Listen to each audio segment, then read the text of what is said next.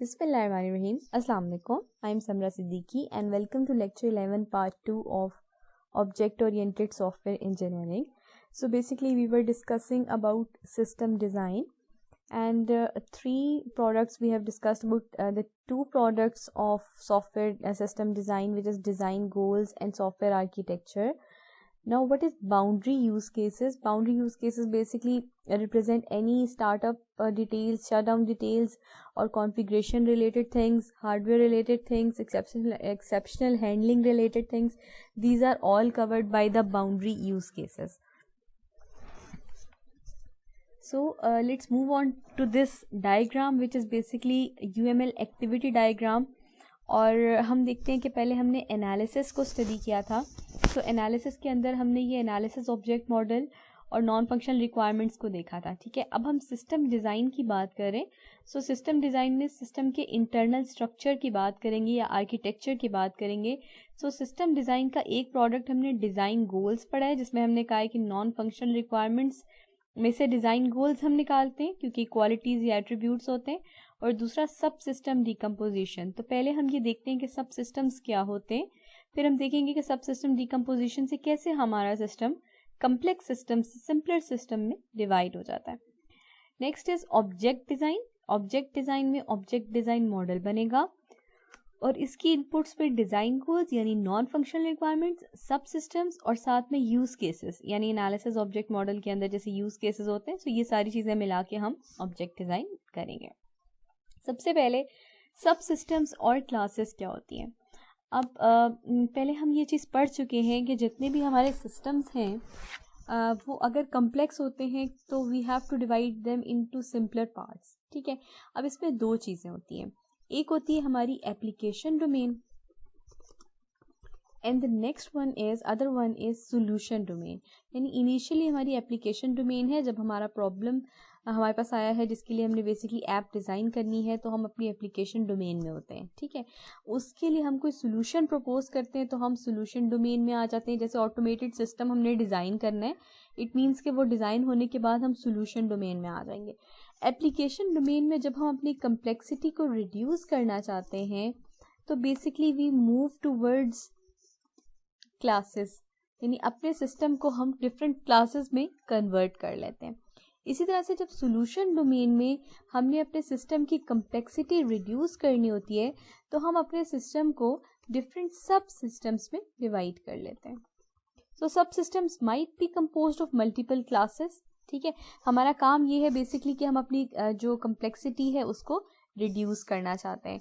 सो सब system is a replaceable part of the system with well defined interfaces that encapsulates the state and behavior of its contained classes. ठीक है, multiple classes को जो एक common functionality perform कर रही हैं उनको हमने एक पैकेज में डाल के और उसको हमने एक सब सिस्टम बना लिया. तो हम ये कह सकते हैं कि डिफरेंट सब सिस्टम्स को हम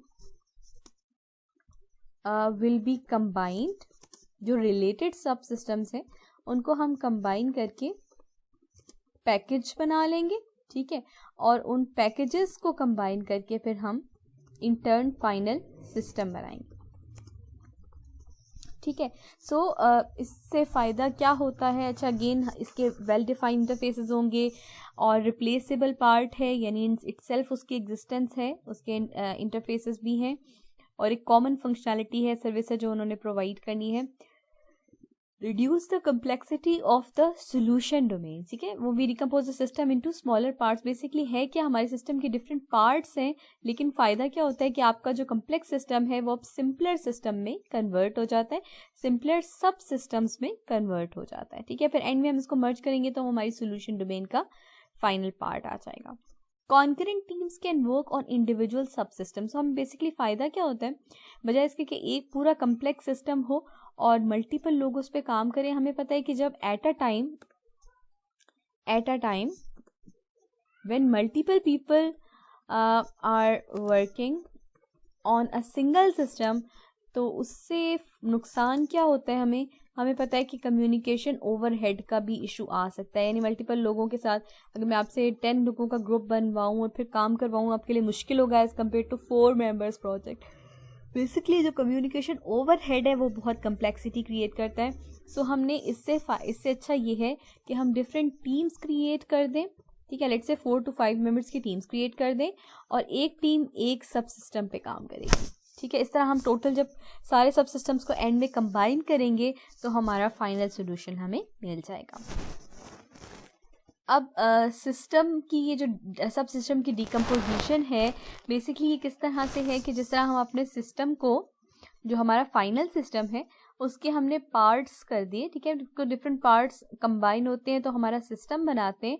और अगर हम इसको इस तरह से सपोज करें तो हमारा एक सब सिस्टम है और एक क्लास है. ठीक है, बेसिकली सब सिस्टम का मतलब है मल्टीपल सब सिस्टम्स है यहाँ पे और डिफरेंट क्लासेस हैं. अच्छा, अब इन दोनों के दरमियान में जनरलाइजेशन रिलेशनशिप है, यानी एक पार्ट जो है सिस्टम का वो क्लास भी हो सकती है और वो सब सिस्टम्स भी हो सकते हैं. ठीक है, सो हमने इसको डिवाइड कर दिया डिफरेंट, ये बेसिकली पार्ट है. अब ये इसके बाद अगेन ये डिफरेंट पार्ट्स कंबाइन होके सिस्टम बनाते हैं लेकिन they have independent existence. That's why this is hollow diamond. ठीक है, कि इनकी इंडिपेंडेंट एग्जिस्टेंस भी हो सकती है. सो ये हमारी सब सिस्टम्स और क्लासेस का कॉन्सेप्ट है. ये जो एक्सीडेंट मैनेजमेंट सिस्टम या इंसिडेंट मैनेजमेंट सिस्टम हम एक केस स्टडी बुक की स्टडी कर रहे थे, उसी की ये बेसिकली एक सब सिस्टम्स एंड क्लासेस की डायग्राम है. अब इसमें जो कंपोनेंट्स का साइन है basically this is sine of components. ये डिफरेंट कंपोनेंट्स हैं या सब सिस्टम्स हैं जिसमें हमने उसको डिवाइड किया हुआ है और ये एक्सचेंज ऑफ इंफॉर्मेशन है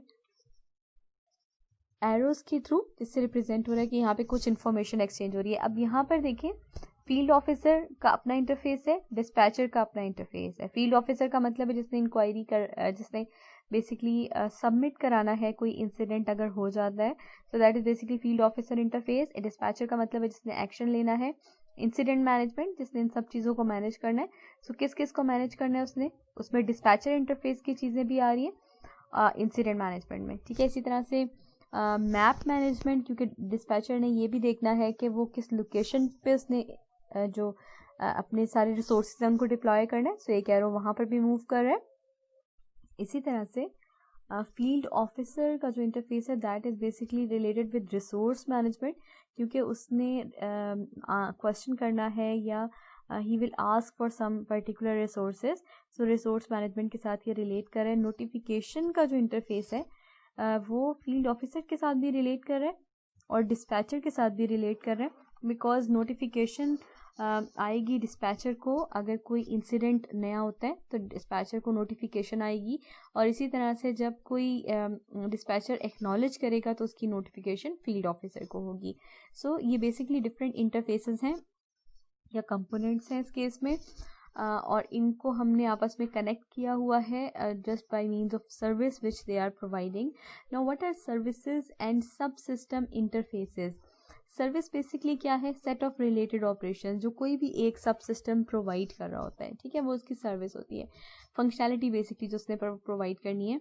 a service is a set of related operations that share a common purpose. ठीक है, एक सब सिस्टम के जैसे हम कह सकते हैं मल्टीपल सर्विसेज भी हो सकती हैं और मोस्ट प्रोबेबली हम ये भी कह सकते हैं कि एक सब सिस्टम की डिफरेंट सर्विसेज है जो एक पर्टिकुलर कैटेगरी से रिलेटेड है. ठीक है, जैसे यहाँ पर देखें एक सब सिस्टम है मैप मैनेजमेंट का. ठीक है, अब इसकी सर्विसेज कौन सी होंगी कि इसने लोकेशंस को अपडेट करना है, इसने लोकेशन को लोकेट करना है कि एक्चुअली जिस लोकेशन पे कस्टमर ने या फील्ड ऑफिसर ने जो लोकेशन बताई है वो कहाँ एग्जिस्ट करती है.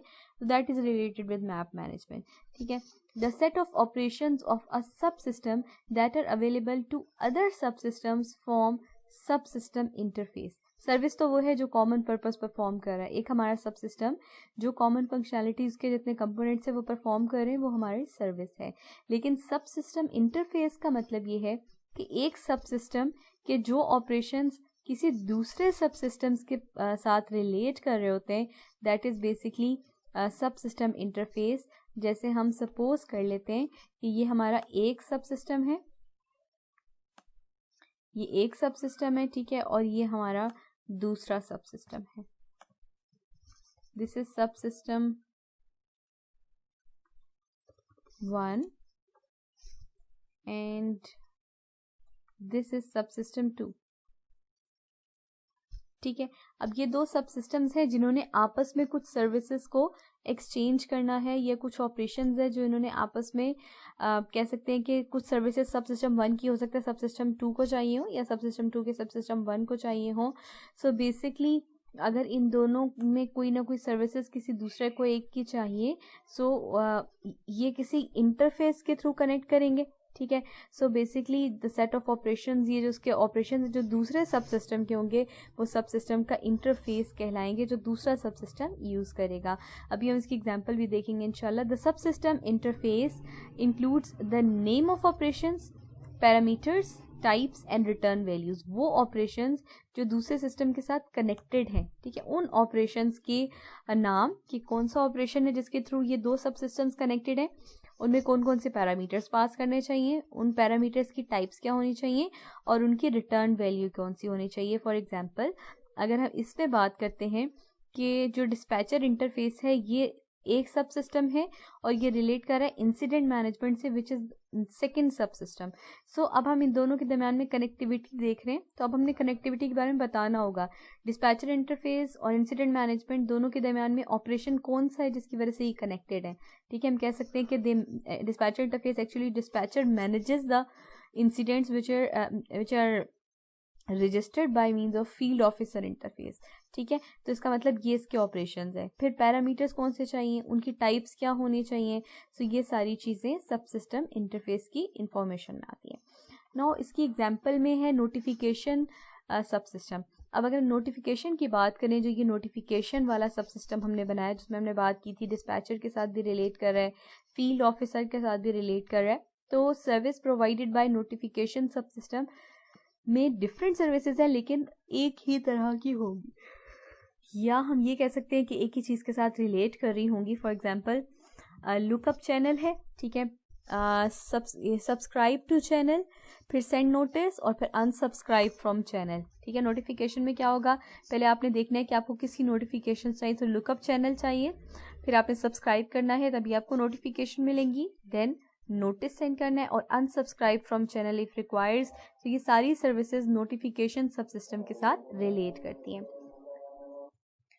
Next is the services and सब सिस्टम्स इंटरफेसेस।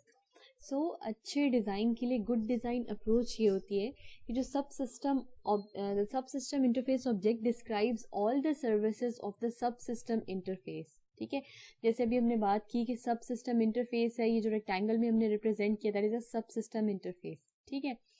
अब इंटरफेसेस में कुछ ऐसी सर्विसेज है जिसके थ्रू वो डिफरेंट इंटरफेसेस आपस में कनेक्टेड होते हैं,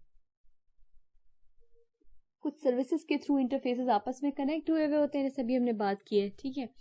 अब वो सर्विसेज कौन रिप्रेजेंट करता है, बेसिकली जो सब सिस्टम इंटरफेस ऑब्जेक्ट है वो सारी सर्विसेज को एक्सप्लेन कर देता है सब सिस्टम इंटरफेस की, ठीक है। Let me explain.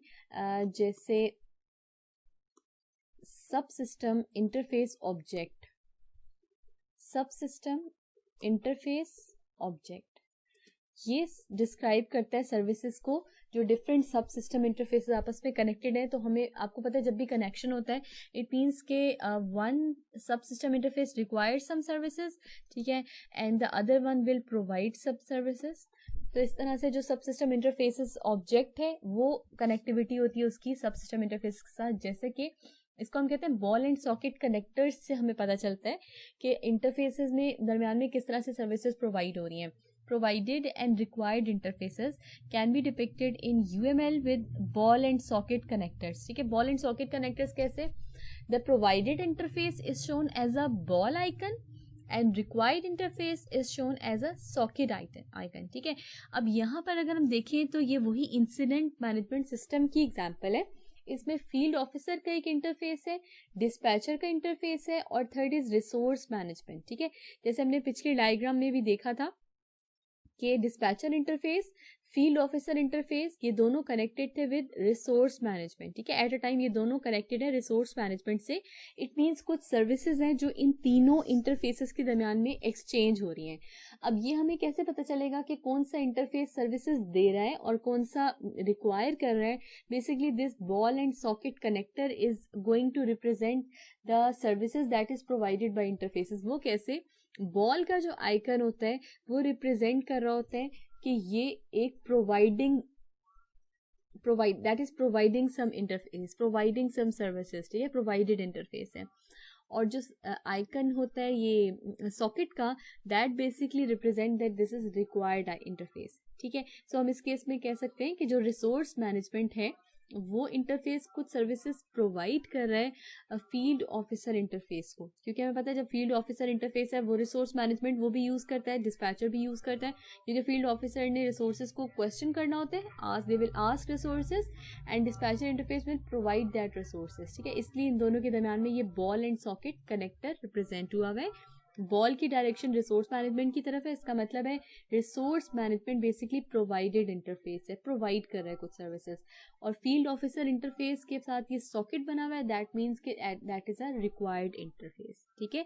सो आज के लेक्चर में हमने इंटरफेसेस, सब सिस्टम्स और एप्लीकेशन एंड सोल्यूशन डोमेन की कम्प्लेक्सिटी को ब्रेक करना, ये चीजें पढ़ी। एप्लीकेशन डोमेन को कम्प्लेक्सिटी को ब्रेक करने के लिए हम क्लासेस में डिवाइड करते हैं और सोल्यूशन डोमेन को हम डिफरेंट सब सिस्टम्स में डिवाइड करते हैं। So that is all about today's lecture. इंशाल्लाह नेक्स्ट लेक्चर में हम कपलिंग कोहेजन करके अपना सिस्टम डिजाइन वाला जो टॉपिक है उसको इंशाल्लाह हम कंप्लीट करेंगे।